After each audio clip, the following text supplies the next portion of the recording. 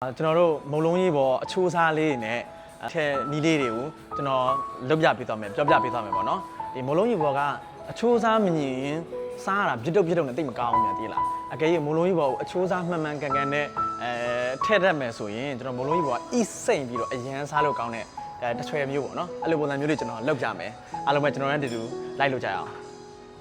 မုံလုံးကြီးပေါ်စနေရီချိုးကဘယ်လိုလဲဆိုတော့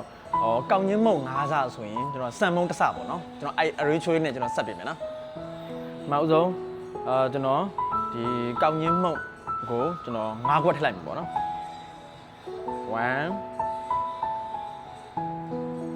2 3 4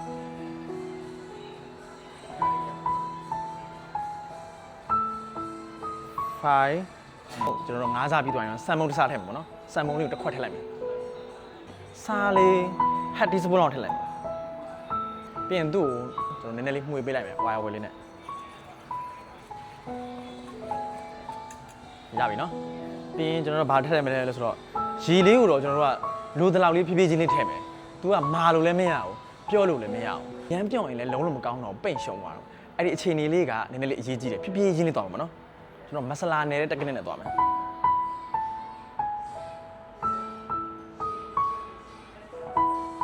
ရေကတော့ဖြည်းဖြည်းချင်းလေးထိန်းထည့်ပါနော်ရေအရမ်းများသွားရင်လည်းပျော့သွားလိမ့်မယ်ဒါပေမဲ့စိတ်ပူစရာမရှိဘူးရေအရမ်းများရင်ဒီခုနကသူ့အချိုးစားတိုင်းပဲကျွန်တော်တို့ကပြန်လိုက်ပေးလိုက်ပါရပါတယ်ဒါပေမဲ့လိုလေးဖြစ်လာပြီဆိုရင်သူ့ကိုနာလေး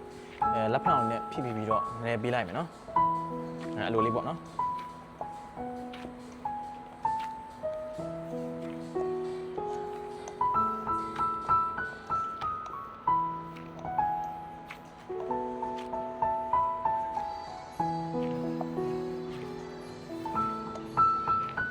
ဒီထားလေးဆိုရင်စံသားလေးအိပ်ပါပြီပေါ့နော်ဒါဆိုရင်ရပြီလို့ပြောလို့ရတယ်ဒါပေမဲ့ကိုကောင်းမြင်တော့ချက်ချင်းမလုံးသေးနဲ့ပေါ့နော်မလုံးရေးပေါ့15မိနစ်လောက်ထားရင်တော့အကောင်းဆုံးပေါ့အကောင်းဆုံးတော့နိုင်ခွက်ပေါ့နော်ကဲခဏလောက်နှက်ထားပြီဆိုတော့ကျွန်တော်စလုံးတော့မယ်သိလားနော်ရင်းနှီးလဲစုနေရင်းနှီးလဲစုနေရင်းနှီးက100 cc ရဲ့ပေါ့နော်ဒီအငွေလေးထောင်းထားနေစပြီးထည့်လို့ရတယ်ဟိုရင်းနှီးမစုပဲတော့မထည့်ပါနဲ့နော်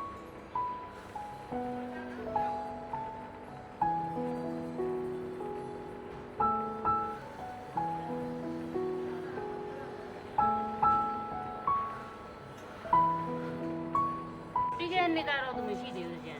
လို့လားဟုတ်တယ်လေဒါမှအဲ့လေးလုံးအောင်ဖုံးနော်အပြားလေးနဲ့လေလုံးအောင်ဖုံးလိုက်ဘက်မှန်ကြက်လာပြီဆိုရင်ကျွန်တော်ကရေအေးတဲ့ထဲမှာပေါ့နော်